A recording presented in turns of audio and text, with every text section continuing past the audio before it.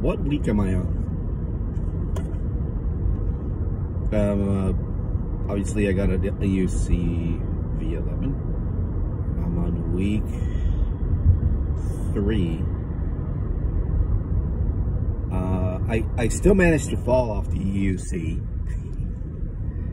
even though I get to ride it, you know, 1,000 yards easily, make a couple corners, dealing with intersection stress, dealing with stopping,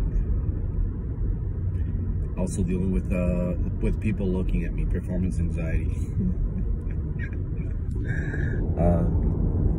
I think that's the funniest part, because they're not doing anything, they're just eyeballing me, and I reach an intersection and I dropped it. That's fun times though, but, well,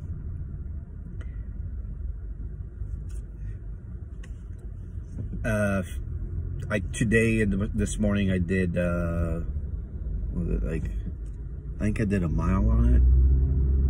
No, a quarter mile? Maybe like a quarter mile, yeah. It was fun, of course. I did fall, of course. Startups are a little bit rough, like always right inside in front of my house. It's like, I still have a little bit of anxiety, fear. Everything starts to lock up, and I do a little bit of stretches. But once again, as soon as you fall off of it, you know, and you fall flat on your ass and you lay down on the floor for a moment, you're like, all right, I tell myself, well, I got that out of the way, the falling. So it's now for stage 2. Go to a pole, hold on to the pole, do a little front and back,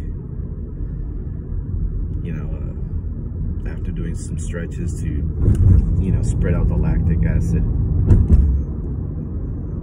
from the tension. And you take off. I did manage to do sidewalks, which is my main goal, is narrow my field of view of where I can ride, not need so much space. So sidewalk is the goal for this EUC. So, or this EUC experience that I'm enjoying right now. How many years? How long do you think I can ride it? Maybe 10 years. Maybe 10, 15 years. That's a lot. That's saying that I put on average to work 3,000 miles on my car just going to work. If I just use it for that, that's a lot of distance. That's not saying other recreational events like taking the train, using it downtown, going from photo spot to photo spot, even upgrading, you know, to something that has a little bit more power to go faster and just ride it straight downtown and be able to ride it back home.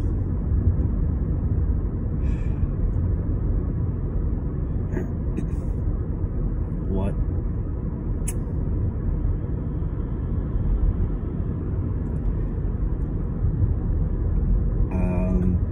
Yeah. My butt cheeks are sore. Definitely. That's like the biggest part right there. I am 5'11", 220 pounds. I'm 52 years old. 51. Sorry. Oh, well, wait. 51, yeah. That's the Alzheimer's is kicking in. So, and I've never done any balancing training. So this is a 100% new experience. I ride bikes, and I've ridden bicycles for, you know, 50 miles, one shot, you know, without the proper gear, like just shorts, shoes, and a t-shirt, and a couple bottled waters, and a few bucks in my pocket, and gotten the rash. And I've walked 30 miles younger in my average hike. Now maximum is 15 miles. I've ridden a motorcycle. Decided to go for a scooter instead to go to work at 100 miles a gallon. I was 10 years ago. 11, better half of 11 years. Yep, 11 years. Because I got mine at the end of 2010 and started riding it in 2011, just around New Year's. Using it for work. I enjoy slow driving and enjoy, you know, being the most energy efficient or minimizing my carbon signature. That's like been a lifelong goal. I know I could do way better, especially when it comes to my food consumption.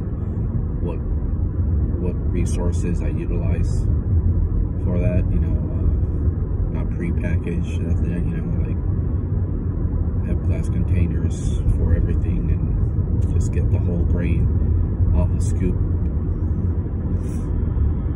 So yeah, that would be easier, that would be best. Maybe I should just record one day the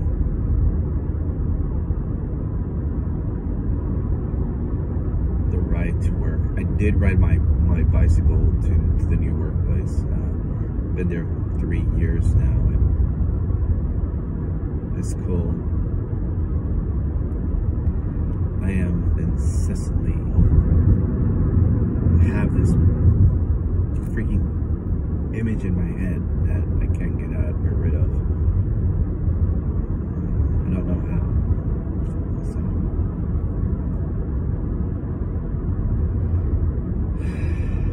So sure.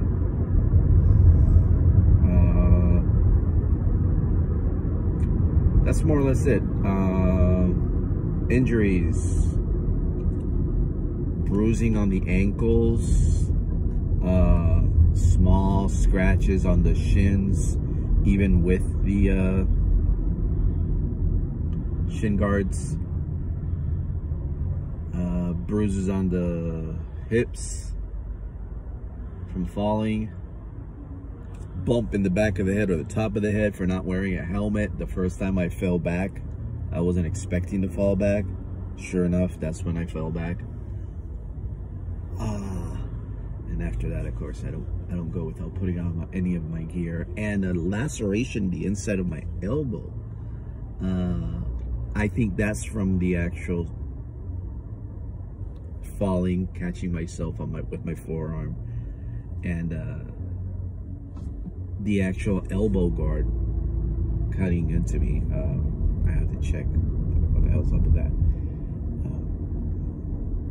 I guess it's from it sliding over and because of falling onto my right side. Also, my right wrist took a lot of impact at the beginning, and it would be a little bit sore, even though I do have the wrist guards. And it might have been because of the wrist guards, but yeah, no fun to fall, but also somewhat fun to fall when you fall on grass. You know, because you got 4 inches of grass here in Florida on average.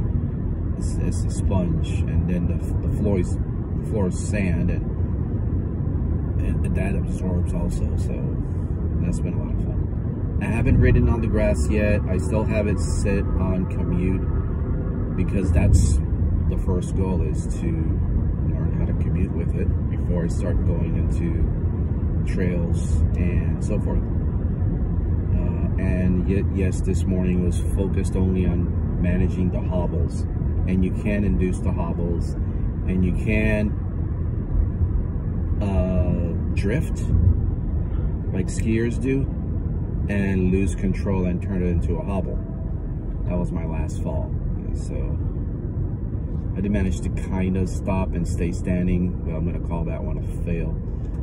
But I was already just cruising for probably the better half of 300 yards back home. And just before getting home, I decided to kind of carve and turn a carve into a workout.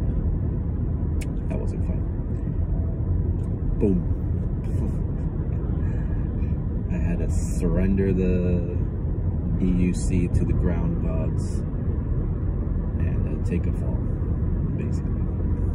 Well, that's today's blog, I guess, about, you know, this old bones learning how to ride an EUC. Peace out. Footage eventually when I can manage to hold the camera and not break it.